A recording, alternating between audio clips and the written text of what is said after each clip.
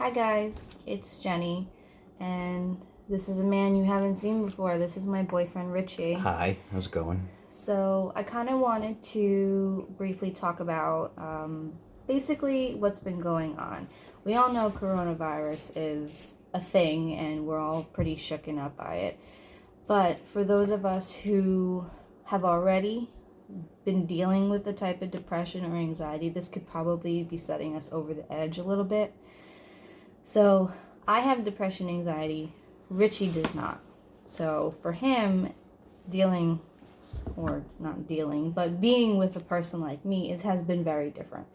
And I would love if you guys had maybe some questions or input to maybe ask me or Richie for with somebody who is somebody that is with another person that, goes through episodes and randomly just feels like crying. I mean, he's not used to that.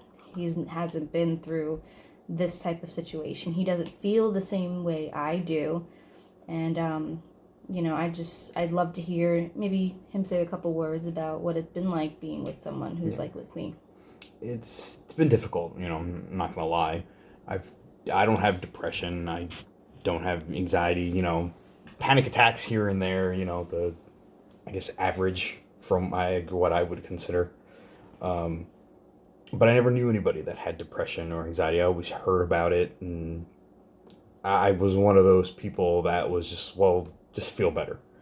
The way I was raised and the way I am, I get sad for a little bit, and then I just, okay, well, just get better, just get over it. And I do, and then I just, kind of power through, I guess the way, a lot of people do in their lives. And dealing with something like with severe depression like Jennie has was a big struggle for me. First being together, I didn't want to deal with it. I didn't know how to deal with it. I didn't want to, which is probably the feeling of most people, I would say. You want a quote unquote normal relationship, be with somebody normal, I guess. It's true. So that was a really big struggle and a really big thing for me to try to understand. And it took a lot for me to actually want to understand and actually want to be knowing that I wanted to be with Jennie, and it took me some time. We almost broke up because of it. I almost broke up with her because of it, because I didn't want to deal with it, or I didn't want to go and, you know, know that I have to know that these things are going to come up. So once I actually made the effort, it turned out to be so much better. I mean, I'm not perfect at it. There's a lot of the times where she's having, a moment, and I don't know what to say. I don't know what to do. And the other thing too, a lot of her depression comes from her losing her parents. Both my parents are alive. Mm-hmm. There's nothing in my life that relates to, the situations that she's been through. So I have no relation to that at all. And it's been tough, but I because I love her and want to be with her, I actually made the effort. To be perfectly honest with you, you just put in a little bit of effort, it makes things so much better. I will tell her jokes, or I'll just show her like puppy videos and just Love those. Love anything. Just those. sit there and, just let her cry, and I don't even have to say anything a lot of the times, just, being there and listening to her helps. So, I mean, Is it worth it? yeah, I think so. I think it's worth it. And for somebody to, like you said, we almost broke up. And that has been my previous relationships. They weren't interested in that side of me, which, let's be real, it's a huge part of my life. And that's how I have to just live. And if I want to be completely open with someone, that's just my baggage, I should say. And I kind of made it a point to Richie that, listen, I think it's worth it. in my own words at the time. But once he started to kind of see, well, yeah, maybe, you know, this is a side of her, but there's also plenty other good sides that I enjoy, everything was completely changed. Like, he was a different person. I was a different person with him, because now I felt I have someone who completely is open to listening to everything I have to say, and he doesn't understand what I'm going through. And that's fine, because honestly, if I had another me, I don't know how I would be able to take it personally. But he is very patient now, which before he wasn't, because he just wanted me to be normal, and that was not the case. Now he's patient. He's actually looked up, you know, a couple things online and went the extra mile just to see how to deal with somebody, loved one or whoever it may be, who has something like this that he doesn't understand. And I was flawed by that, because I never had anybody make an effort just to be with me. So for anybody who's going through something, who has a loved one, or that, you know, is frustrated with you, communication is 100% what you have to do. It's just, without it, we wouldn't be here. We'd be broken up. We would have just went our separate ways. I would still be, you know, lost in the sense of I don't have anybody to open up to, and he would be closed-minded to stuff like this. But now, like he said, he tells me jokes if I'm going through an episode. He listens. He'll, you know, sometimes change the subject. Whatever he does, it's so much more than what I've gotten. And I think that's what people need to understand.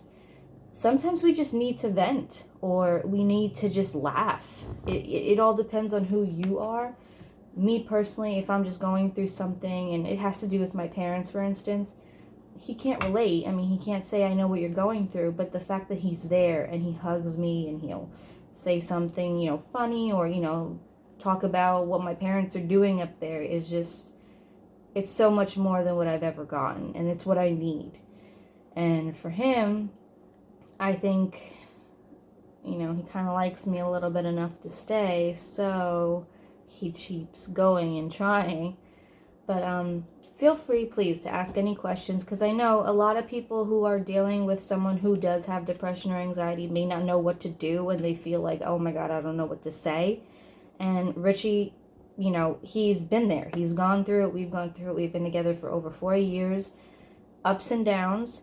But I think we have such a strong relationship because we talk. And I tell him how I feel, what I want him to do when I'm going through an episode before I'm having one. So that way, when I am having one, he's not, you know, in the wind and, oh my God, what am I doing? And that's a huge thing, for him to listen and just say, okay, you know, she told me what she wants. This is what I'm going to do. A, B, and C. If it doesn't work, you know, we'll figure it out together. And I know a lot of people with anxiety and depression who are afraid to really open up to their significant other. And I was too. I mean, I'm not going to lie. It was for many years, but I finally felt comfortable enough with someone to do so. And it happened to be my favorite relationship thus far. What do you think? Yeah, I think so. I think so, right? So if you have any questions for Richie, because again, we're completely opposite on this spectrum. He has no idea the things I feel, and I have no idea what it's like to be normal. So any questions you guys have, please feel free. Richie is a busy fellow, but I'm sure he'll make some time to answer those questions. Maybe we'll do a whole collab and maybe read off a couple questions. Sure. And see if you guys find that helpful. I'm very open about my situation now, so if you have any questions, personal questions that you want to talk about that don't want to be on camera, that's fine. I have no problem answering them.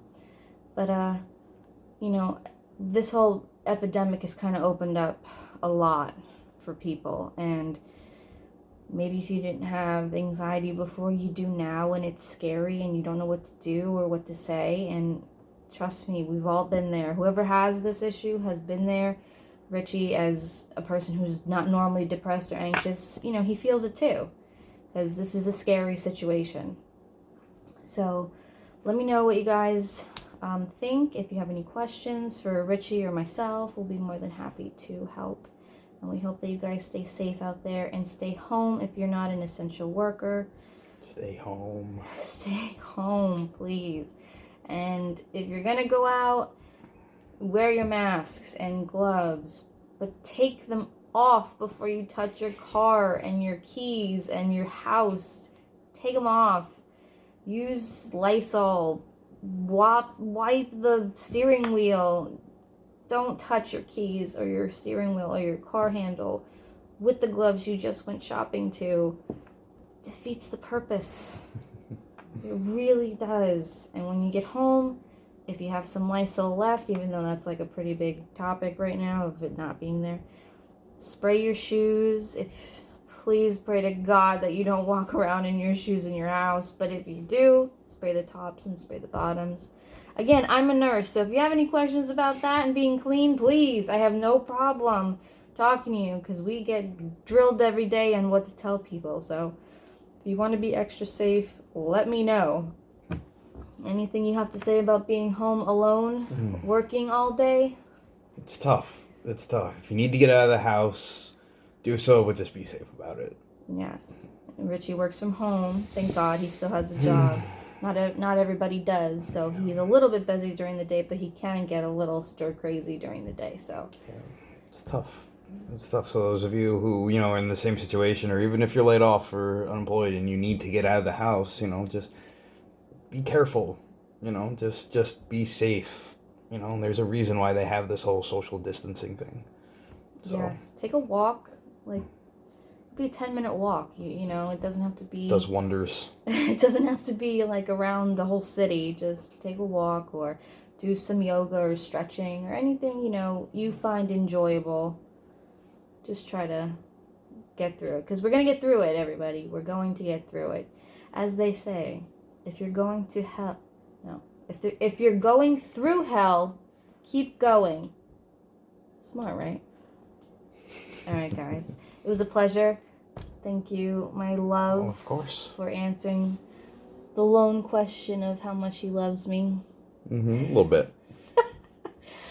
All right, guys. Until the next one. Bye.